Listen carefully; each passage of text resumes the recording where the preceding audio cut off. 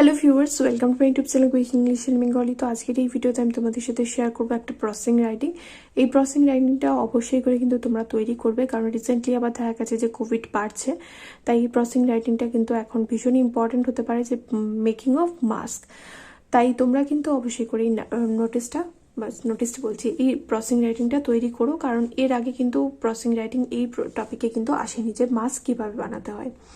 Mask is used not only to protect from dust and pollution but also from viral infections. Mask ব্যবহার করা হয় কেবলমাত্র ধুলোবালি বা পলিউশন, দূষণের হাত থেকে বাঁচার জন্যই নয়, বরং ভাইরাল ইনফেকশনের হাত থেকে, ভাইরাসের সংক্রমণের হাত থেকেও কিন্তু মাস্ক আমাদের রক্ষা করে।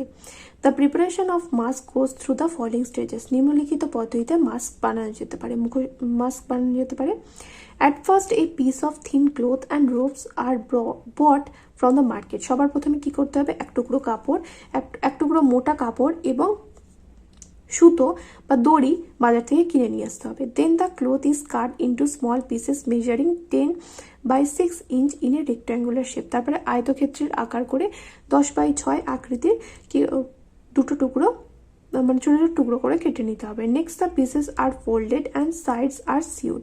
তারপরে এই টুকরোটিকে ভাঁজ করে নিতে হবে এবং ধারগুলোকে সেলাই করে নিতে হবে।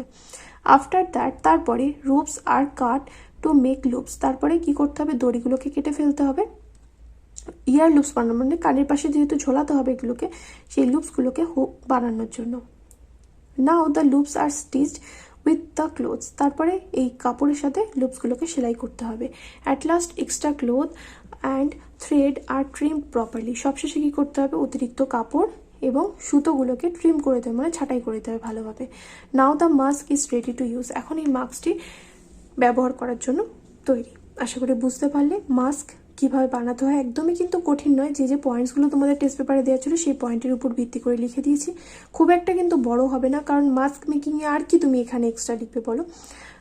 যদিও এখানে দুটো ইন্টারঅ্যাক্টরি সেন্টেন্স কিন্তু ইতিমধ্যেই দেওয়া হয়ে গিয়েছে। তো তোমরা যদি আরও অন্যভাবে লিখে থাকো আমাকে কমেন্ট করে জানিও। আর যারা এই ভিডিওটা দেখলে পারলে ভিডিওটা বন্ধুদের সাথে শেয়ার করো। দেখা হবে নেক্সট ভিডিওতে। Children by.